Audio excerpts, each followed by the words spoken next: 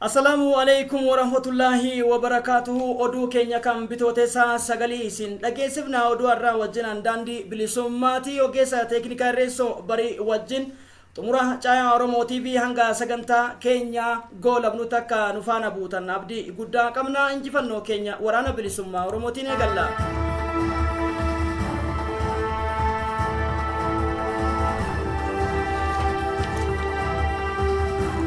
Abdi Firreen Gaachana uummata Oromoo shalaqa olaanaa humna murnootaa finxaaleeyyii biltsiginnaa yookiin PP jedhamtuu fi Leetanaal Koloneelii tokko dabalateetiin humnoota hedduu erga dachee jala dabarsee kanneen boojii isaa maddeen waraana bilisummaa Oromoo zoonii gidduu galaa himan.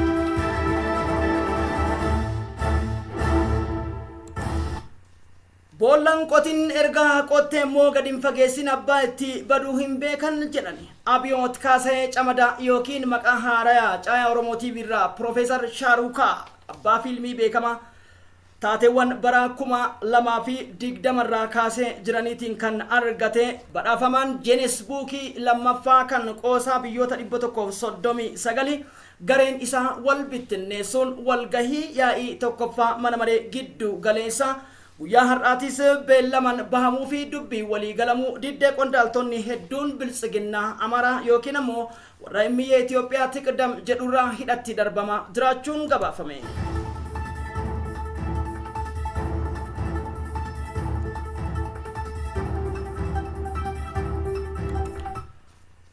Abdiin egeree bilisummaa Oromootii fi hireen Oromiyaa walabaa ijaaruu keessattiif uummanni Oromoo gabrummaa waggaa 170ffaa lakkaa'aa jiru jalaa kan ba'uu danda'u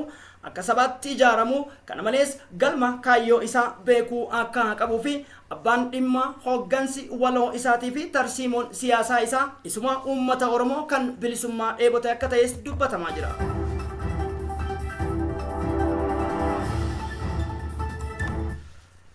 መንግስት ትግራይ ሀበሬታ ምን ትእበልኒ ምንም አይነት ወላ ሀንት አብይ አህመድ ትእበልኩም ጉጅላ ሽንፈት ወራሪ ነፍጠኛ ስርዓትን ትቀዛጸልና ይበልኩም ሽንፈትን የክና አንብና ግንባርን ተቀድምና ስልትን ማህበራዊ ትግራይ መንግስትን መሰል ሰልን መፈግፈግን ስልትን ተጠቅምና ይበልና እንጂ ወራሪ ጉጅላ አብይ አህመድ ሸሪክና ይበልና እብረርተን ጽንፈኛ ኢሳያስ አፈወርቂ ምዕራብ ትግራይን አድትኩም ይበአልነ ማክሰኞ ቅደምተን አፍሪካ ማህበረተን ህብረተ ኮሚሽንን ይገጽና ፍጹም ያቀበልንኩም ትበአልና ዶክተር ደብረጽዮን ደብረ ሚካኤል ከናፊ ከንከና ፈካተኒ odu balballoome biyyiti addunyaa guddoo yaaddessite Vladimir Putin arrammoo nikleerii dhoosuudhaaf qophoofneerra yoo jedhan tarii faranjoonni kun shonkaa kun mana fincaanii kun godattiif darbaa jiru kan jedhu immoo raajii wajjin dhaga'uu deemnaa xumura sagantaa keenyatti nafaana bu'a.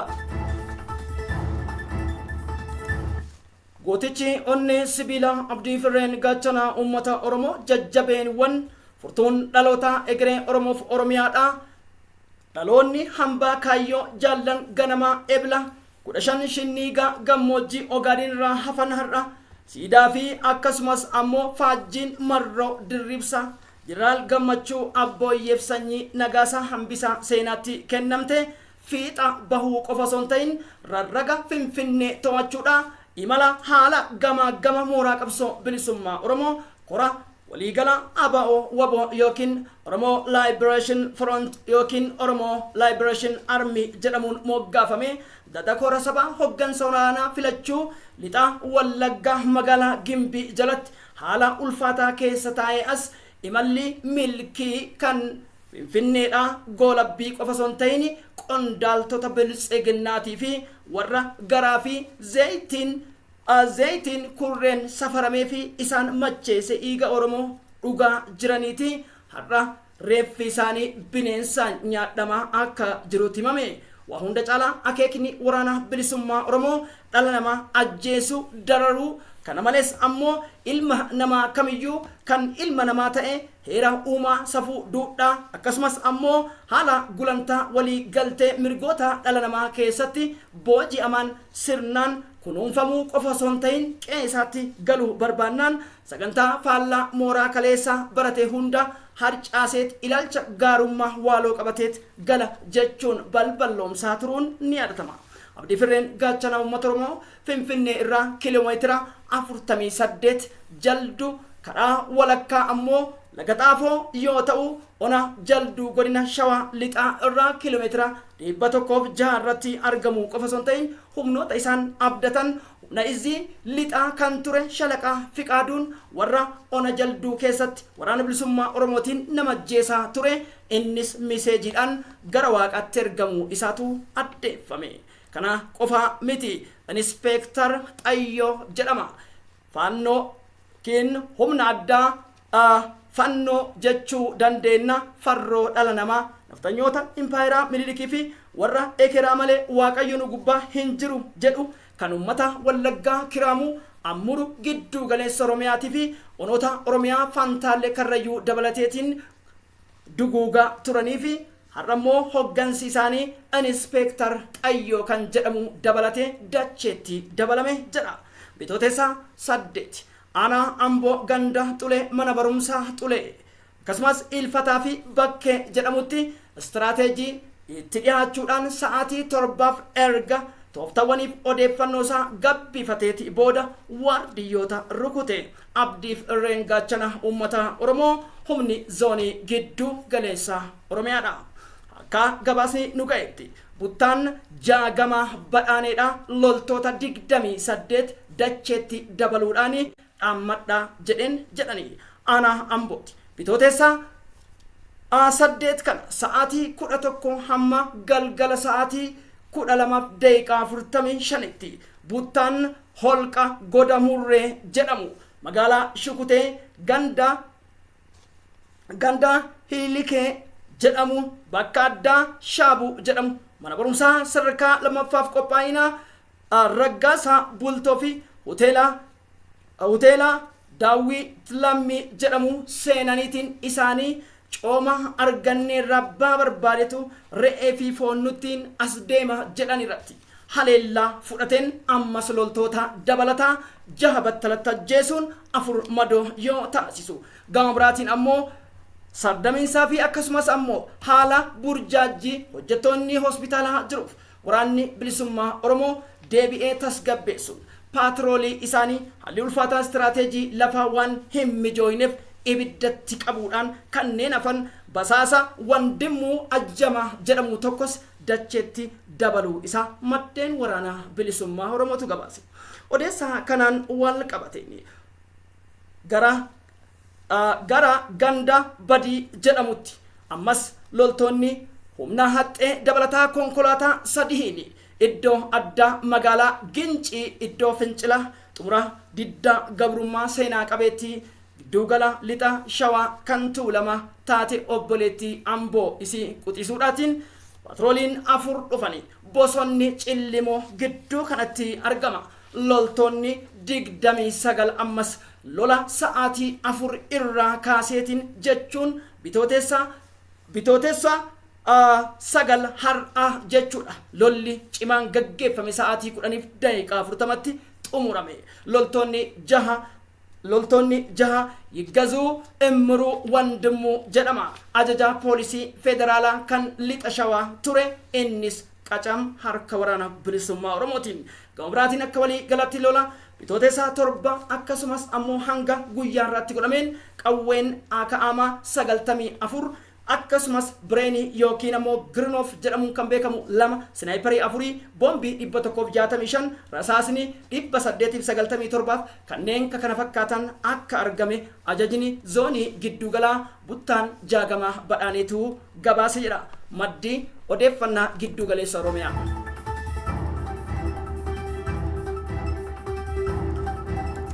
Abdii Firreen gaachana uummata Oromoo dhaloonni jaal Elemoo Qilxuu Qeyroo ganama torbee darbe jechuudha. Harargee lixaa ona gammachiis yookiin qunnee irratti tarkaanfii fudhateen loltoota 15 ol daaraa gochuun kaan achi buuteen dhabamuu isaanii gabaasuun ni yaadatama. Kanumaan wal qabate odeessa keenya Harargeef madda odeeffannaa dirree lolaa irraa arganneen Harargee lixaa magaalaa qunnee seenuun bitootessa 5 iddoo seenuudhaan itti gaafatamaa qorataa yakkaa inspektar Hasanii dabalatee loltoonni 6 dacheetti dabaluun 10 madoo dandamii hin qabne ragaa qabatamaa ona Harargee lixaa irraa arganne.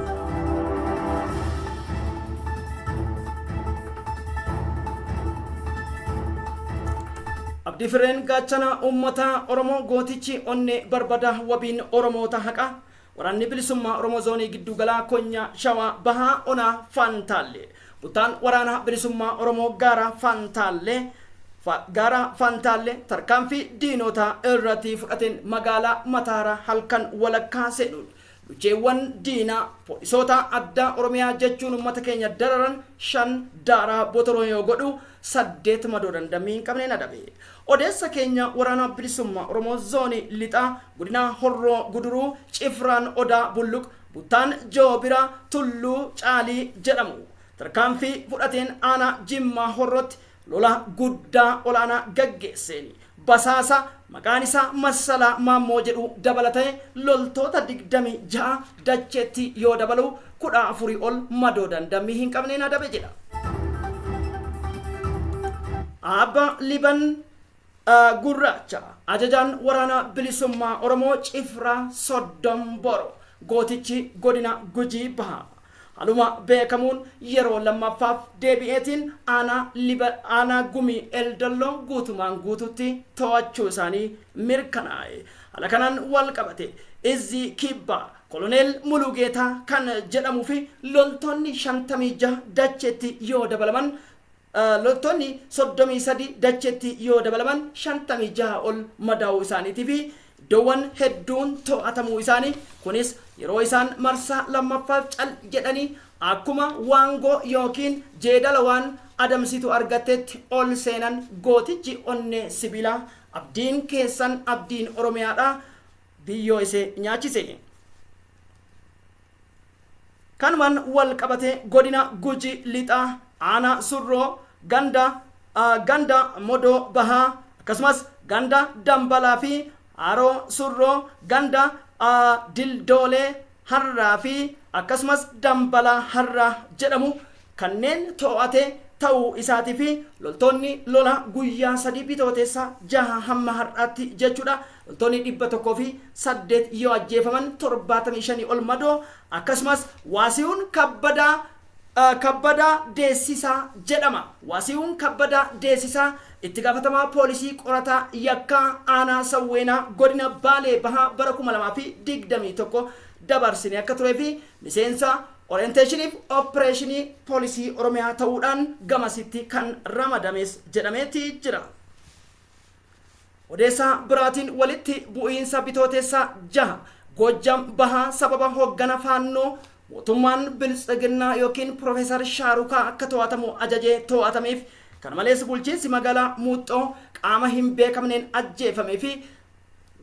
qaamni faannoodhaa ilaalcha biyyoolessaa yookiin federaalizimii jedhamu fudhannee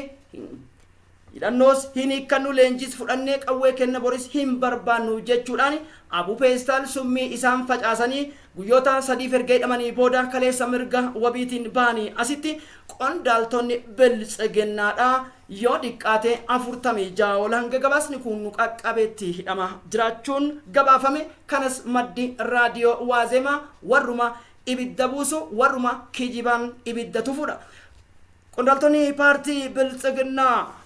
hattummaa miiliyoona 60maatiin aangorraa wal harcaasuun maqaa yaa'ii tokkoffaa paartii badhaadhinaa jedhu muumichi ministeera Biltsiginnaa yookiin kabajamaan abbaan manaa Zinnaash Taayyaachoo eessumni Minilik farri ilmaan Oromoof Oromiyaadha. Walgahii isaan gaggeessan irratti gorsaan dhimma nageenyaa pirezidaantii naannoo Amaaraa Gadduu Andaargaachoo dabalatee akka irratti argamnee fi walgahii dhufu kam irratti akka hin argamne yoo jedhan dubbittiin Shimallis Abdiisaa fa'aa simintoo hachisiifteef Jimaa Awwadaay gartee itti mimmi'eessitee mataa haraa irratti dhiiga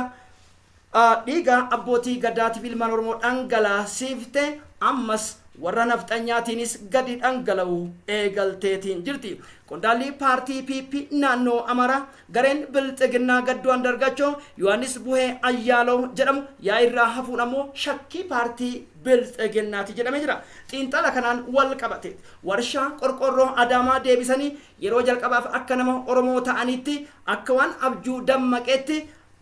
Sokoof sorgoo isaanii fayyadamuun kan beekamu ogeessi fiilmii fi diraamaa yookiin weellisaa Profeesar Shaarukaa yookiin Abiyoo Kaasee Camadaa haalli inni ittiin uummata Adaamaa irratti dubbate tarii dhugaadha eessaa bahe kan jedhuu fi maanguddoo yeroof maqaa dha'uu hin barbaanne kan wahittis goraniitiin nu eegaa kanaan booda arguu jirtu dubbitti jala geenneetii jirra nurraa jarjartan yoo jedhu akka tasaa ta'e ammoo qoosaadhaan uummanni isa qaanessu yoo himan gama biraatiin kaampaaniin qorqorroo Adaamaa kan Abdul Malikiin hoogganamu jechuudha kaapitaala biliyeena 60 qaba yeroon aangoo qabadhu miliyeena 50 takka je'ee waadaa naagalee yoo jedhu amalli hattummaa hattuu hin dhiisu waan taateef kana wal qabateet odeessi har'ammaan tana jiru jechuudha. Walgahii kana irratti qaamotan argamne hunda jechuun itti aanaa muumicha ministeeraa Dammaqa Mokonnin akkasumas ammoo soddaa isaatiif gorsaa isaa kan qindeessaa kilaastara yookiin ammoo jechuudha manifesto paartii Bilxiginnaa Biraanuu Naggaa yookiin abbaan Gimboo 7 jara du'eedha. Aangoorraa ka'uu qofa osoo hin ta'in gaafatamummaa akka jiran iccitiin keessoo bahaniitiin jiran. Daayirektara Gumrukii Biyyoolessaa Laaqoo Ayyaalaw Tsaggaa Andaargee akkasumas ammoo ajajaan humna poolisii naannoo Amaaraa Birgeedar Jeneraal Maammoo Tafarraa Maammoo dabatee lalgannaa walgahii irraa taasisaniin torbee darbe guyyoota 4 dura jechuu hojiirra ari'amu itti aanaan poolisii ajajaa humna addaa faannoodhaa Bilaat Geetahuun jedhamus guyyaa har'aa hidhamuun dhagahamee jira. Gama biraatiin ammoo haala kanaan wal qabate እኛ አማራዎች ድሮም የህዋነት ገደለን ኑቲ ወራ አማሮታ ጎውማፍ ገረላፉማ ከነቱ ኑ አጀሴ ዘራፍ ኤሚየ ጀቹ አቺን አሞ ወልሃኛቱ ማልቱ ንዲቤን ጎለባው ዱከኛቲ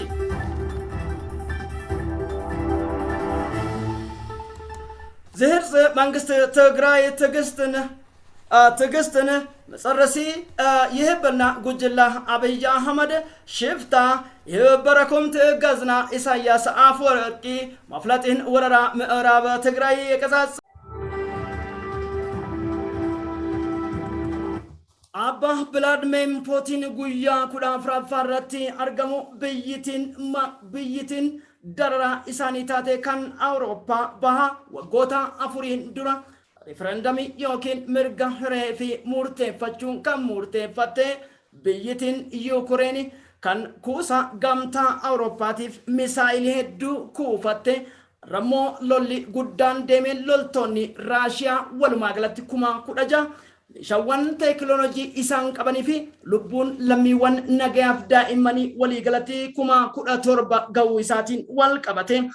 dhaabbileen mirga namoomaa akkasumas manni murtii idil addunyaaf United Nationiin dhimma kana qorachuuf jennaan abbaan fedheessi yoo ta'e George W. Bush kan Saddam Hussein fannisiises yoo jiraate warri gaadaa fi cimaa Afrikaa dhabamsiises ol baana jennaan teessanis awwaalama jedha. Akka gabaasni CNN Moskoorraa galgala kana gabaase yaa ta'uuti malee ammas Kooriyaan kaabaa oduu rifachiisa Ameerikaatiin gadi dhufte misaayilaa paartish D25 RB jedhamu kiiloomeetira 3,000 yeroo jalqaba jechuun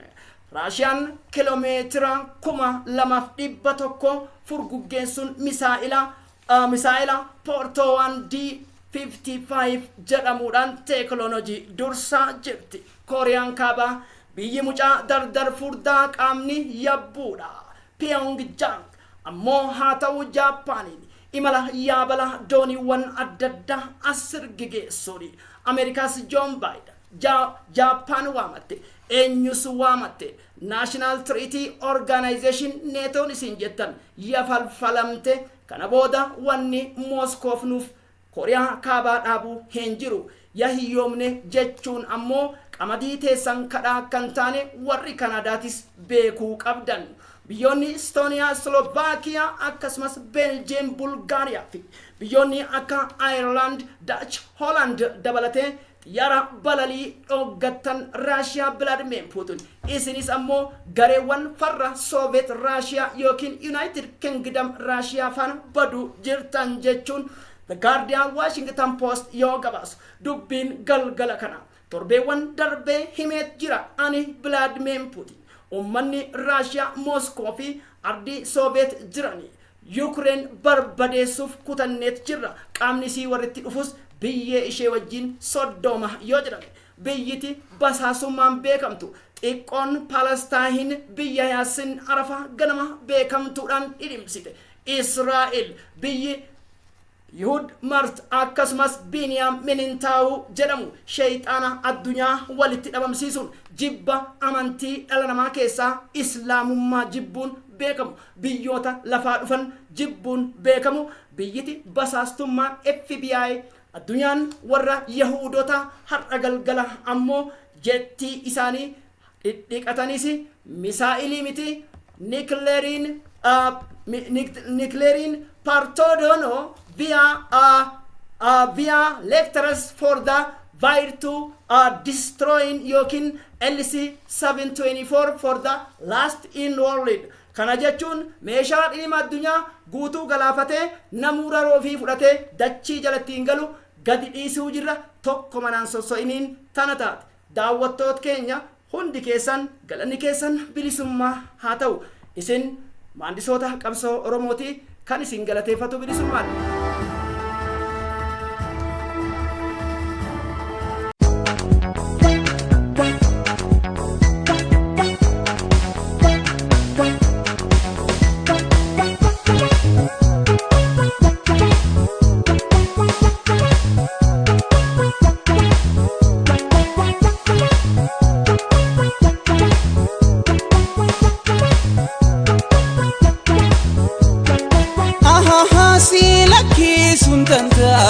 Badaniti gutona dibditi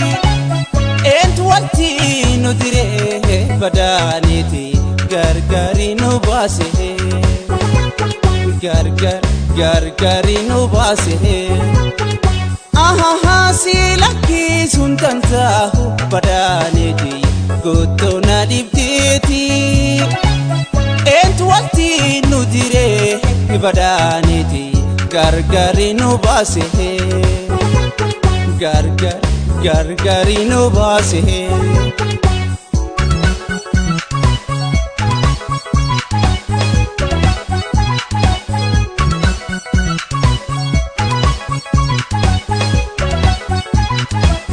nami nama wabat nama anam kesa namat nama nami nama nunam dabne hariya wal dabna nami lama nunam dabne hariya wal dabna nami nama wabad nama nam kesa namat nama nami nama nunam dabne hariya wal dabna nami nama nunam dabne hariya wal dabna